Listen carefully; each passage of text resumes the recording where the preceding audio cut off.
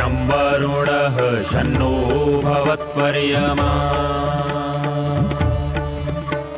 शन्न इन्द्रो बृहस्पतिः शन्नो विष्णुरुक्रमः ॐ शान्ति शान्ति शान्तिः।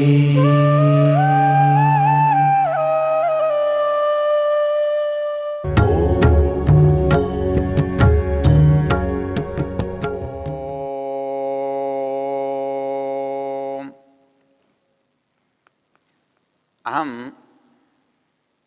ऋग्वेद के 10वें मंडल के 34वें सूक्त की चर्चा कर रहे हैं और हमारे चर्चा का जो केंद्र है वो इसका तीसरा मंत्र है। और इस मंत्र में ये कहा गया है, द्वेष्टि श्वश्रु अपजाया रुणद्धि न नाथितो विन्दते मर्डितारम अश्वस्येव जरतो वस्न्यस्य नाहम विन्दामि कितवस्य भोगम। जैसे पीछे आपको बताया गया है कि इस सूक्त के माध्यम से हमारी जो प्रवृत्ति है वो जब मर्यादा का उल्लंघन करती है तो हमको क्या क्या हानियां होती हैं। वो हानि हमारे व्यक्तिगत स्तर पर हो सकती है, वो हानि हमारे पारिवारिक स्तर पर हो सकती है और वो हानि हमारे सामाजिक स्तर पर भी हो सकती है। तो यहाँ पर हमारे पारिवारिक स्तर पर होने वाली हानि का दिग्दर्शन कराया गया है। वो कहते हैं कि मनुष्य को जब वो परिवार में रहता है तो परिवार से जो जुड़े हुए लोग हैं उनके अलग अलग नाम हैं, उनकी अलग अलग संज्ञा है। जब कोई व्यक्ति विवाह करता है तब उसका परिवार बनता है और विवाह करने के बाद जो दो व्यक्ति मिले उनको तो हमने पति पत्नी कहा, लेकिन उनसे जुड़े हुए लोगों के नाम हम व्यवहार के लिए काम में लाते हैं। एक दूसरे के माता पिता जो हैं वो एक दूसरे के सास ससुर कहलाते हैं। जो भाई लोग हैं उनके भी इसी तरह से संबंध हैं। तो ये जो सारे हैं वो हमारे कार्य से केवल हम नहीं प्रभावित होते, बल्कि हमारी पत्नी और हमारी पत्नी के कारण से उससे जुड़े हुए लोग, हम और हमसे जुड़े हुए लोग दोनों प्रभावित होते हैं। यदि कोई गलत काम पत्नी या स्त्री करती है तो पुरुष और पुरुष का परिवार प्रभावित होगा ही, और वैसे ही यदि कोई अनुचित कार्य, अमर्यादित कार्य पुरुष करता है तो पत्नी और पत्नी का परिवार प्रभावित होता ही है और दोनों के बच्चे, दोनों की संतानें भी उस बुरे कार्य से अच्छे कार्य से प्रभावित होती हैं। बुरे कार्य से उनको भी दुख मिलता है। तो इस मंत्र में जो शब्द प्रयोग किए गए हैं वो कहा है, द्वेष्टि श्वश्रुरपजाया रुणद्धि।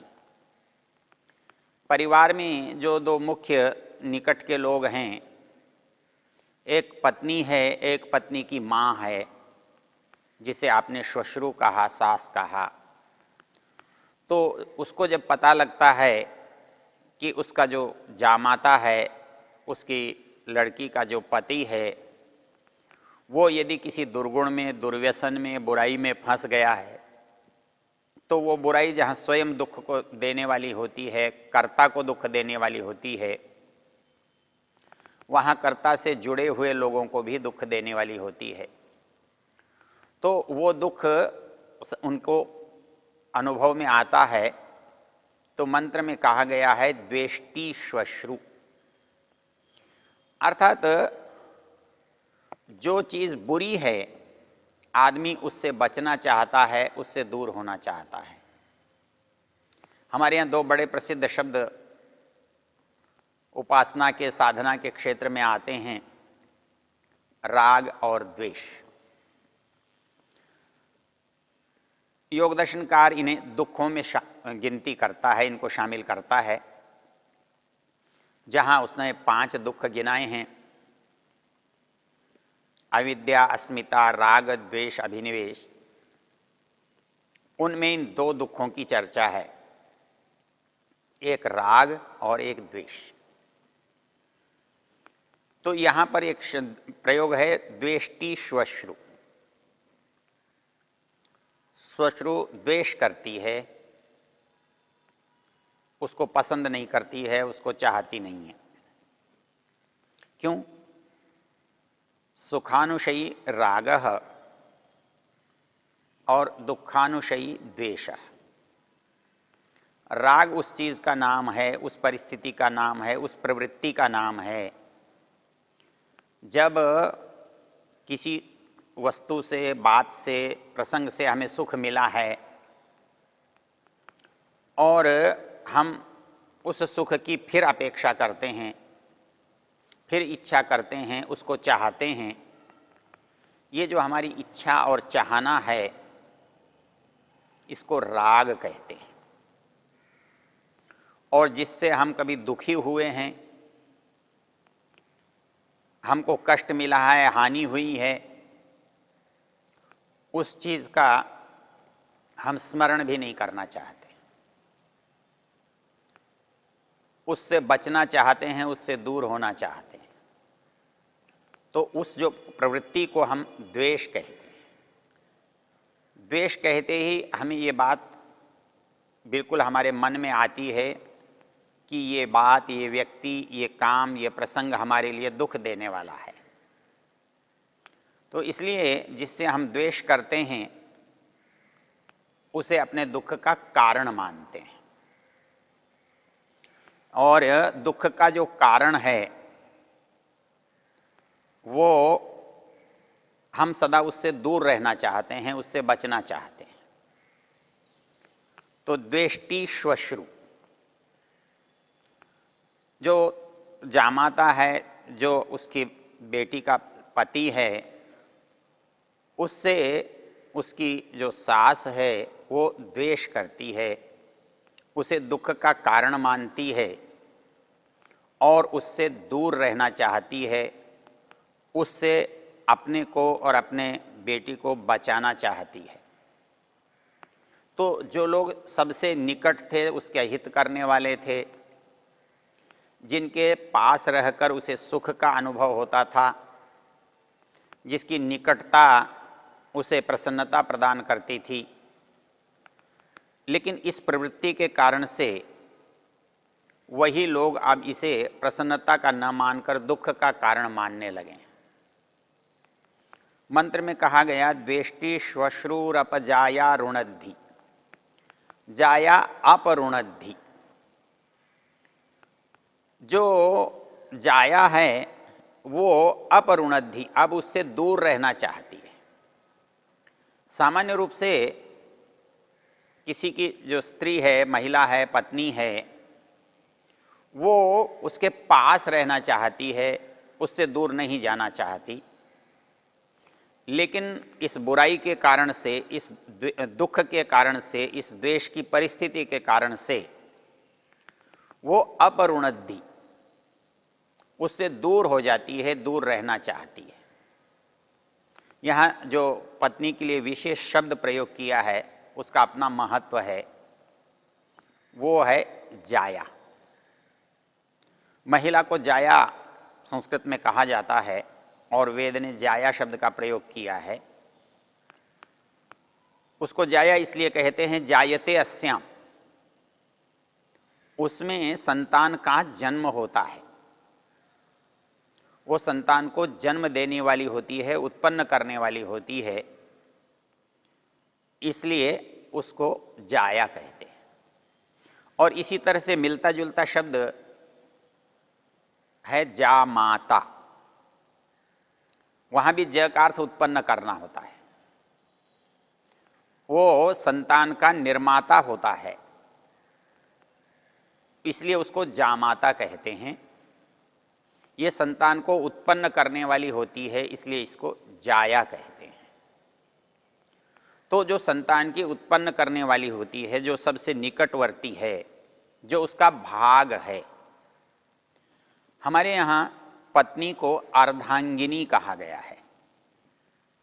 अर्थात एक जो पुरुष है वो पुरुष के रूप में पूरा नहीं है, अर्धम, वो आधा है।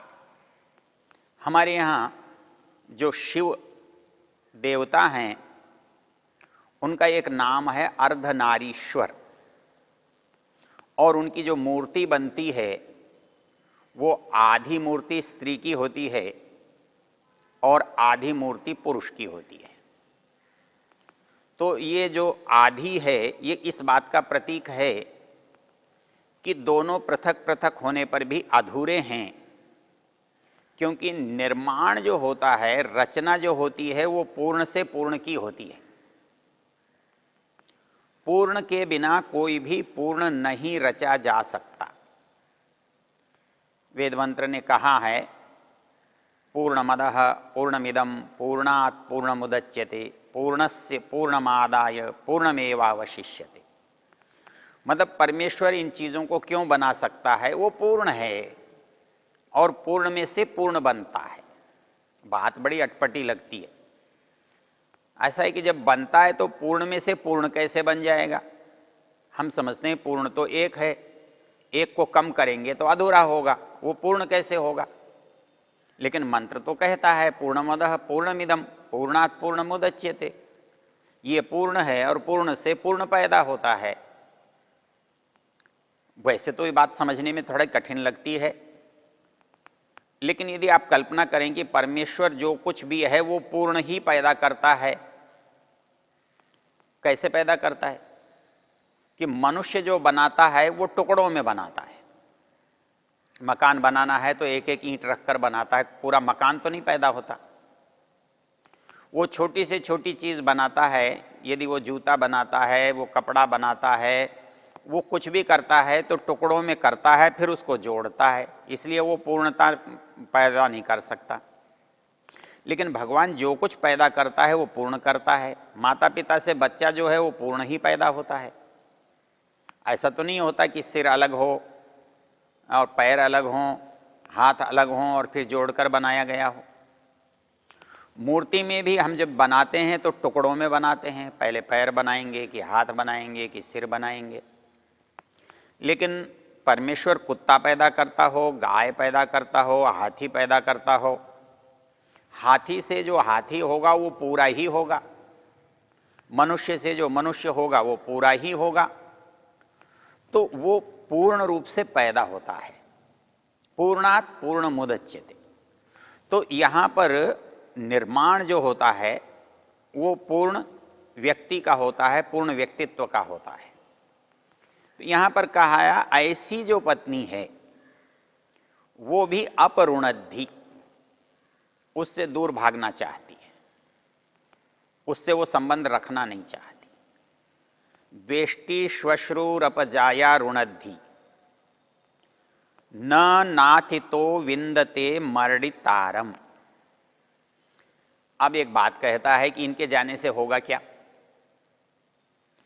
इनके जाने से वो होगा जो इनसे मिलता था, जो इनसे होता था वो नहीं होगा।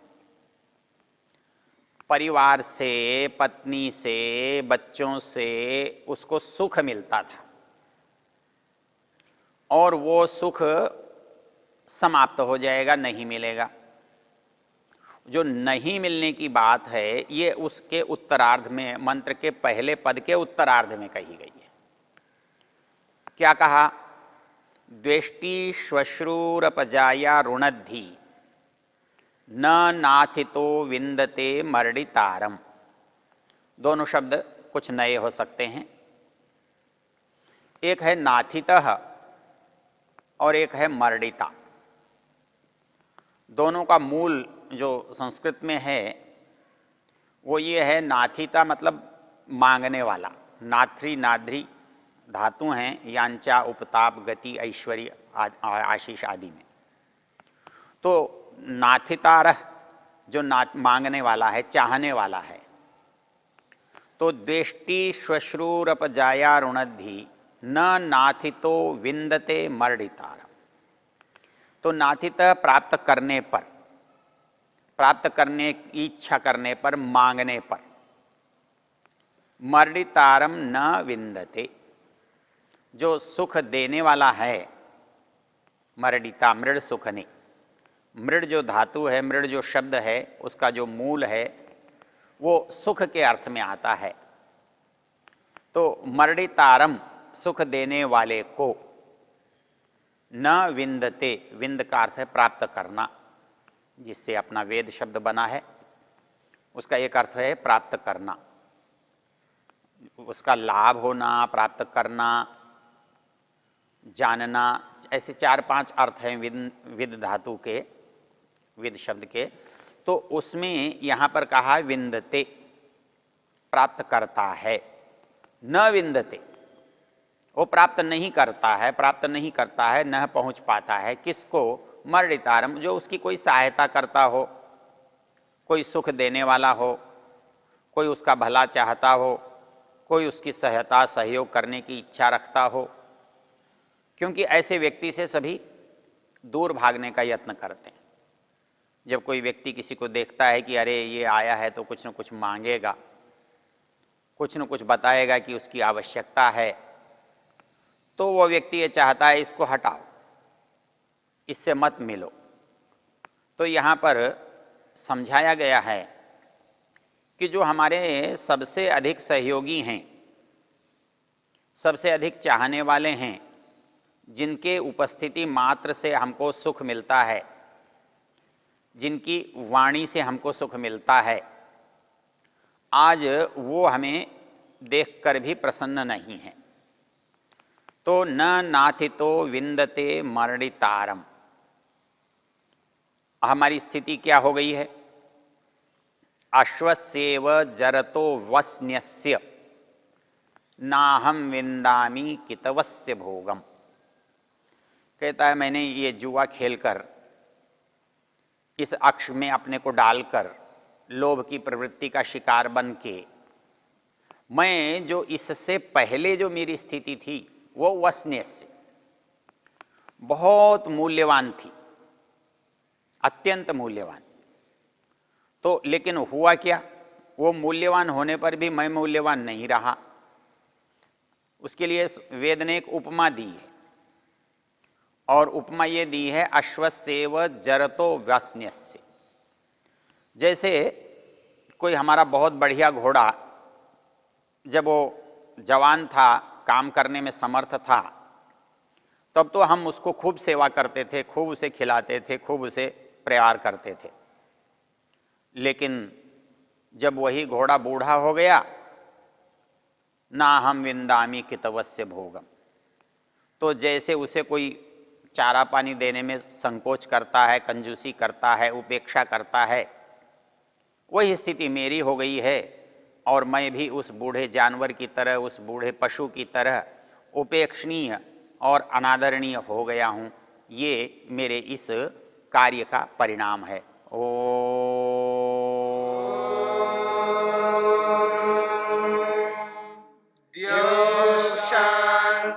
शांतिरंतरिक्षं शांतिर्पृथिवी शांतिरापः शांतिरोषधयः